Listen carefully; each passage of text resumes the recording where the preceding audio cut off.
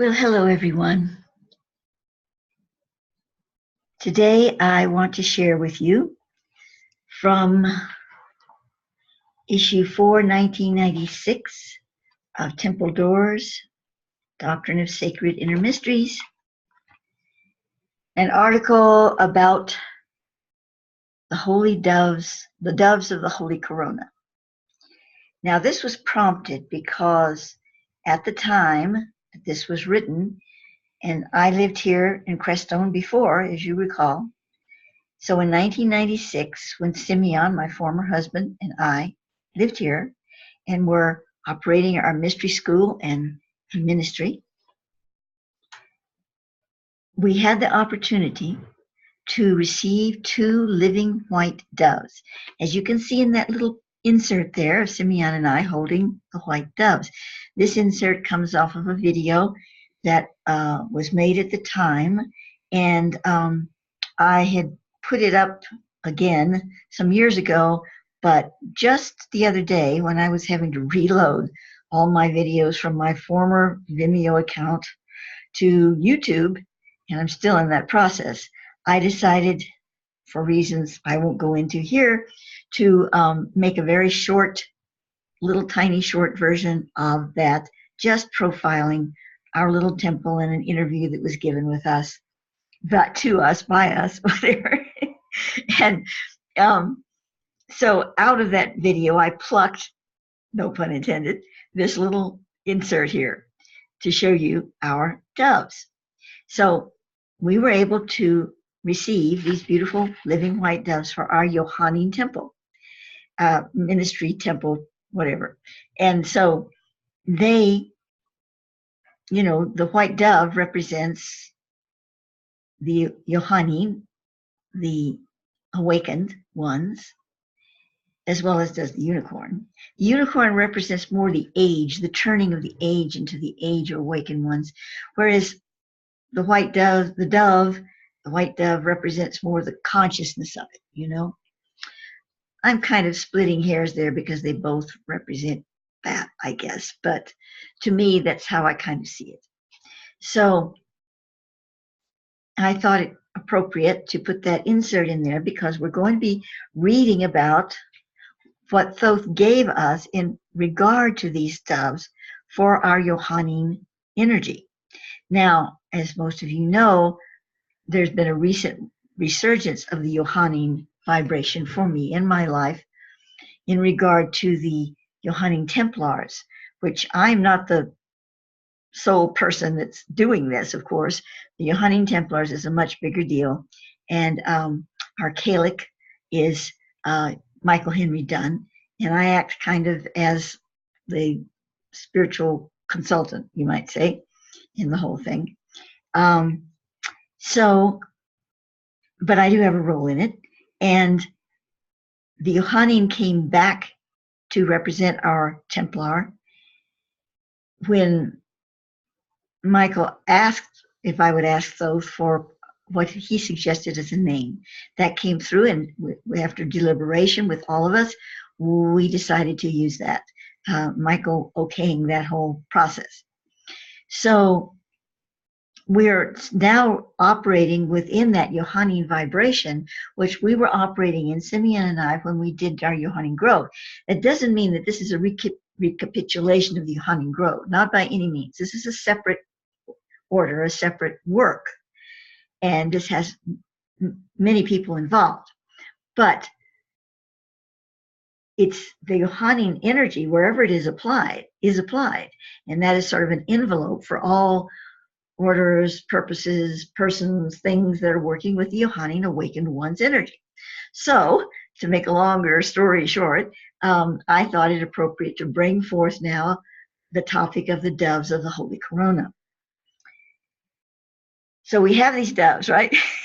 Here they are. And we asked those for some information on why they came into our lives and how we could integrate them into this Merkaba with us. So from Thoth, and I'm reading now from the text. The white doves gifted to Johannine Grove are seated by what the Lemurians called Samurdi, Samurdii, or living logos. These are flame beings that surround the disseminate divine commands from the sun spirit indwelling in every star sun. They form the holy corona about the solar throne, and from the Samurdi come the angelic fire letters that are evidenced in the dance of atomic being. The Samurdi are able to enter the living fields of certain animals, usually birds. They can, on even rarer occasion, form lesser seeds in trees, plants, rocks, and crystals. In your current time, neither is a common occurrence. Such a seed insertion is much different from Devic overlighting. The Devas, first of all, come from the nature realm of Earth, whereas the Samurdi are flame beings from the holy corona of, in this case, your solar system sun, which is linked to the inner Earth atoma or central sun of the planet. The Samurdi bridge the realms and are not contained within any one. They are not souls or soli. Soli is close differentiation for the souls of animals. They're not lesser than, but they're just kind of different. You know, they have sort of a different way of processing, so he calls them soli. Nor have they ever, or will they ever, become one. I interrupted my sentence, so I better start that over again. They are not solis or souls or soli, nor have they ever or will they ever become one. The Samurdi are living tongues of fire. When they are inserted as a seed into an animal being, this insertion takes place in the heart and moves like a quivering cord up through the pineal and then through the crown of the head, and is attached to a lotus-like matrix that houses the presence of the Samurdi. The Samurdi also remains in the holy corona. You could think of them as bilocating into the Varana or lotus matrix. Turning page, everyone. Through the Samurdi, which are most powerfully expressed in animals, a divine fire charge is brought forth into the region where the Devic creature dwells. We do not refer solely to its physical habitat here, but also the bird or animal's spiritual abode, of which the physical habitat is merely a manifestation. Through the divine fire blessing, as the ancients called it, grace is given unto the supplicants who come in unto the Samurdi seated ones, beseeching their blessings. While Samurdi usually give their seeding to the earth through birds, in the very ancient days they sometimes infused in cats and serpents also. The Samurdi themselves do not choose their earthly vehicles. Those are chosen through the living lights, the angelic beings within the star suns, whose unified chorus of spirit sounds the tone of the sun spirit. Now, I'm going to interrupt for a moment to say that Thoth is telling me right now that more animals are going to be brought into the circle with this whole seeding business from the Samurdi. In fact, they already are.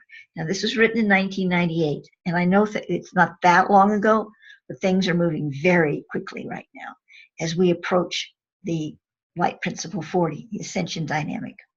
And we have the building of the Pyramidus Radius Matrix, and even though we can't see it, feel it, touch it, it is among us right now. And it will be more evidently among us before our eyes before too long, but right now it's still present even though we can't really see it that well. Maybe some of us can. But anyway, so all of these things taking place. This means a lot of changes are going on in animals. And I don't know if you've noticed this, but on YouTube in the last 2-3 years, I've been noticing more and more videos coming out of animals just doing incredibly open and compassionate things. Now, I love animals, and they're always beautiful and open and compassionate in many ways.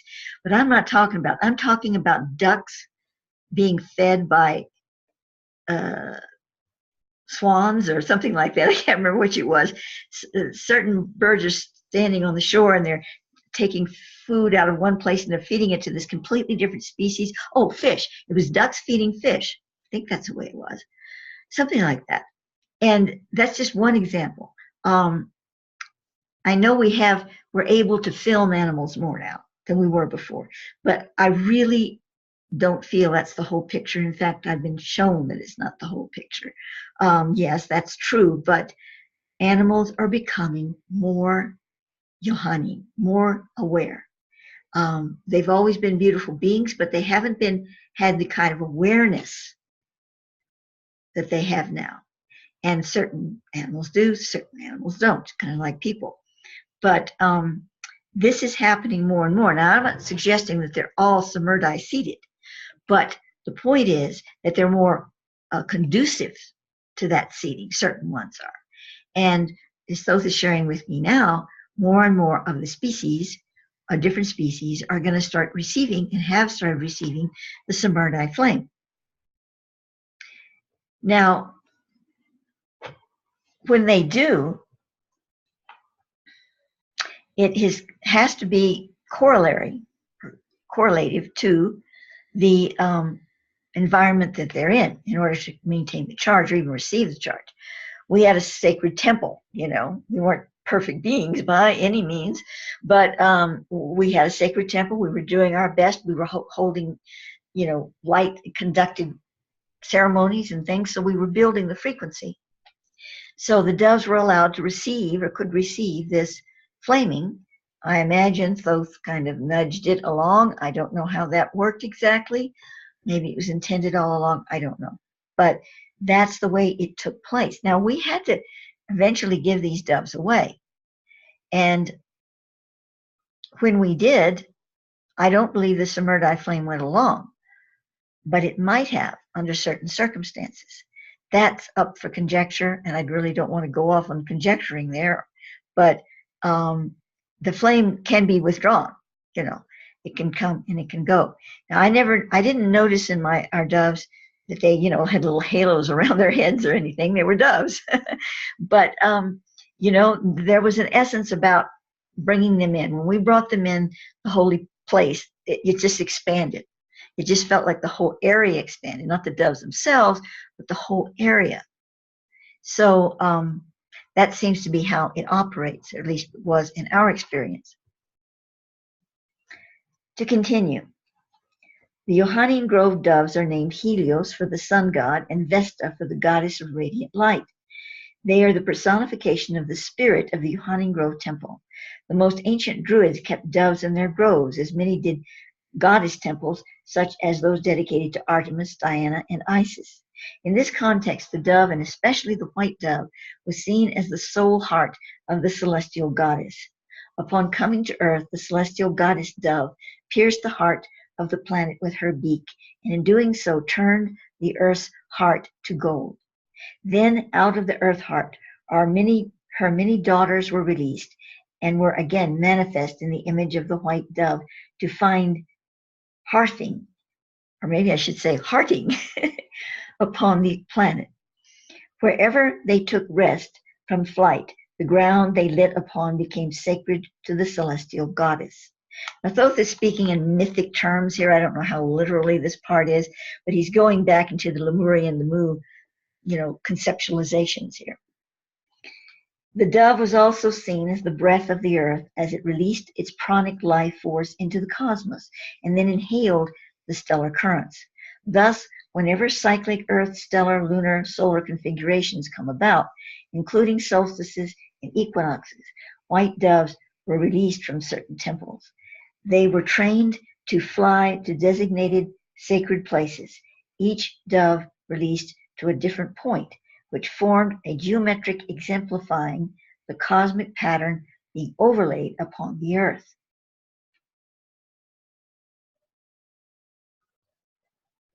Again, he's speaking from the ancient days, most specifically Mu, but it might have continued in Atlantis and possibly even early what we call Egypt, before it was maybe called Egypt, and some other places too. I just don't know, but this is the ancient way of doing things. Doves have the ability to find geostellar pathways and nodal points in the earth. The real Noah, who was of Atlantean heritage, sent out a dove from the ark not to find dry land, but rather the sacred node, the sacral node, where his ships were destined to come to rest. Or maybe that's sacral node.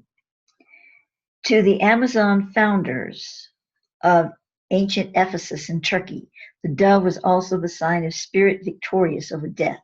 It was the emblem of immortality, in other words. In Lemuria, Atlantis, Ephesus, and very ancient Greece, the dove was associated with the eternal flame and the solar goddess. The chants of the dove in the ancient temples were legendary in those distant ages. Both the Greek god or archetype Helios and the Roman goddess Vesta were represented by doves among their earliest symbols. So was Ishtar, a Sekhmet personification, Mithra, and other solar or light-bearing goddesses. The archangels Metatron and Michael both possess the white dove as a higher symbolic expression of their divinity, as do the Virgin Mary and the Christ. Johannine Grove's two symbolic images are the white dove and the unicorn. They are both pure symbols, meaning of divine association only. The white dove is the emblem of the Johannine consciousness, which was received through St. John the Beloved. Now, from Elizabeth Van Buren's The Sign of the Dove, she writes, and I'm quoting Van Buren here, "In the ancient mysteries of the dove was the symbol of the third person of the creative triad, the Trinity. It was thought that as the lower worlds were brought into being through the generative process, the dove was to be associated with those goddesses who were identified with the procreative functions. We find, therefore, this pure white bird sacred to Venus, Astarte, and Isis. Not only is the dove the emblem of the maternal instinct with its gentleness and compassion, but it is also a messenger of the divine will, portraying the power as well as the wisdom of the Creator." And that's the end of quotes from Van Buren. And now I quote from Mary Cain's The Glastonbury Zodiac. "In Arthurian legend, the dove flew like a sign from heaven across the hall of the Grail castle, preceding the Grail procession with its halos, flooding the scene with unearthly light, preparing the heart for revelations from another plane." End of quotes. And now I continue in my 496 of Temple Doors. "It is the Johannine which the German mystic and the Akashic investigator Rudolf Steiner call those who are the awakened ones, that replace faith with knowing, and therefore move through the threshold of Olympus, taking their place among the immortal ones. One of the most sacred initiations, which is being revived through Johannine Grove's Crest in the Stone Sacred Inner Mystery School, is the receipt of the Dovine mantle, the mantle of the dove. This is in essence an assumption of a greater grace factor in one's life. Now, I have the Dovine Mantle, 11 Gates of the Star. I originally did it and I redid it recently, version 2, and it is uploaded again from my old Vimeo account over to YouTube. So you can find it. Portal members can find this, by going to the Portal member page, video page, and scrolling down till you find 11th Gate of the Star. I took off the old version. It's not even listed there now. And you'll find that version, and that is the 11th Gate of the Star, is the receiving of the Dovine Mantle. So that's what that is referring to there, although I hadn't made that video then, obviously. It has been stated in esoteric literature that two great beings represented by the archetypes of Helios and Vesta crossed their rays to create our solar system's sun, and Thoth concurs. He further reveals that the point where the two rays crossed, and thus where our sun has formed, is also the point where the solar system connects to the divine solar of the creation universe, which is that realm where all creation matrices are given forth into pattern. The emblem of the crossed rays of Helios and Vesta are two white doves meeting in the middle of a golden cross, their beaks touching and their two bodies forming a winged heart. Well, wow. I'm just now reading this, since 1995 or whenever. You know how I like to do that. I don't like to read it in advance because I haven't read it in so many years. I just like to discover it along with all of you. If you will recall now, the new symbol, the symbol that was given to me, that is now the symbol of the Johannine Templars, is two doves coming down, touching the beaks with a burst of light. It doesn't form a heart because we're not dealing with exactly the same thing here, but it is integrating an aspect, the really core aspect of that symbol, the two beaks touching the ray bursting forth. And I didn't remember that. I mean, when I received the most recent one, I had no memory of this here. On December 15th, 1996, Johannine Grove will have a Dovine celebration in the Mystery School cabin in Creston Zone, Colorado. It will be held on the first day of the time period that ancient Lemurian celebrated their Festival of the Dove. That's December 15th. Oh, you know what would be nice? This is now November 3rd, 2018. It would be nice to have an annual Festival of the Dove here in my mystery school and priory of the Johannine Templars. I'm going to do it. Absolutely. We're going to do a Festival of the Dove. We don't have living doves yet, but we can still do a version of that festival. Okay, I'm all jazzed now. So let's continue. So the Festival of the Dove, which always took place for 7 days, well, we're not going to do it that long, ending on the day of the winter solstice. Wow. This festival was repeated in Atlantis and later by the Amazon founders of Ephesus. Fabulous. I didn't know Amazons had doves, but maybe they did. Anyway, I think we're going to do it probably, I don't know, either December 15th or maybe we'll just do it on the solstice, the day of the solstice. What a fabulous celebration for our Christmas moment. To continue, the ancient festival of the dove was full of symbolic tribute to the passage of the sun in her winter voyage. Often two altars were created, one to represent the world before the crossing into winter, and the other to represent the world after having entered the sacred solstice of winter.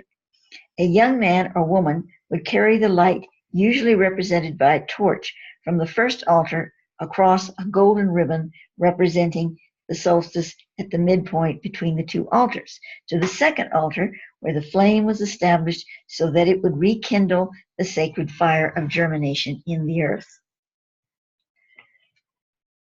A hill was carved into a spiraling labyrinth so that the Dovine pilgrims could wind up the hill and thus through the sacred maze, singing songs of the dove as they made their way to the summit. Here they would find a large golden cage with two white doves, or sometimes several pairs of doves. Bright and colorful ribbons had been tied to the cage, which sat before an altar. Young children would bring certain foods to the altar to be blessed by the purity of the new season, as witnessed in the snow white birds. The children would then light candles and take the ribbons from the cages, passing them. Turn page. It's really old paper, so it sounds awful when I turn it. Out as blessings among the people assembled upon the hill. Then a woman would appear, usually very tall and blonde, who was the dove keeper. She had raised the birds from infancy, and no one but her had ever touched them. The dove keeper would reach into the cage and take a dove one at a time, bestowing a blessing upon it and handing the dove to a child, who would then carry the dove through the crowd, allowing everyone to see and touch it. Often those present would offer the bird some seed or touch a mayapa twig upon its head. I'm sorry, I'm saying that wrong. It's maipa, M-A-Y-P-A-H, maipa twig upon its head. The maipa tree was sacred in Lemuria and was a relative of the blue spruce. This gesture was thought to ensure health and wealth among the family, especially auspicious for the birth of a child on or near the winter solstice.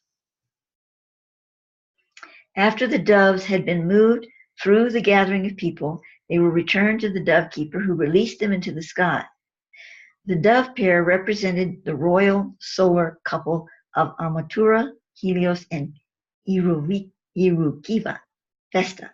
The birds were trained to fly to a peak in the mountains that was symbolically designated as the Urta, or cross point on the planet, for the rays of the Amatura and Urukiva. While we will not release our doves during the divine celebration, Thoth has given a ritual to be performed with the doves that all present may participate in. Since the blessing and sharing of food was part of the Festival of the Dove, in our shorter version, we are asking all who gather with us for this celebration to bring a vegetarian potluck dish. In the next issue of Temple Doors, we will give our readers a review of the outcome of the sacred event, and it will be, well, that's what we're going to do. I looked it up, and it's like one little paragraph. I mean, it was kind of disappointing. I don't know why we wrote so little on it, but I'm going to read it right now. It says the Dovine celebration. About 20 people came together at the Yohanim cabin in Creston Baca to celebrate with us. A 12-year-old local boy by the name of Noah graced our ears with his angelic harp music, and the potluck food was scrumptious. The afternoon culminated with the actual ceremony given us by Thoth, intended to reenact the ancient custom of the divine celebration. Our two living white doves, Helios and Vesta, interacted through sacred ceremony with the assembly. We all felt blessed to be by the presence of spirit imbued within these lovely creatures who have been manifest grace, sent into our midst through the Samurdi living tongues of flame. The festivities were a shortened version, of course, as the original celebrations lasted a week. We hope to do this celebration again this year and the years ahead. Well, that didn't happen because a lot of things didn't happen. But anyway, I kind of remember it, and even though I wrote, very shortly on it there, it was a very powerful experience, as I recall it. But we're going to do it a lot differently this time, and it's going to be for the Johannine Templar. At least, if everyone agrees, if all the other Templars agree, that's what I would like to put into the pot, to continue to do this celebration as Johannine Templars every December, probably on the solstice instead of December 15th, which means on the 25th. And so I have included on this something I received that is a chant, and it was a Lemurian chant called "He Comes the Morning Star," and I actually have already put this in one of my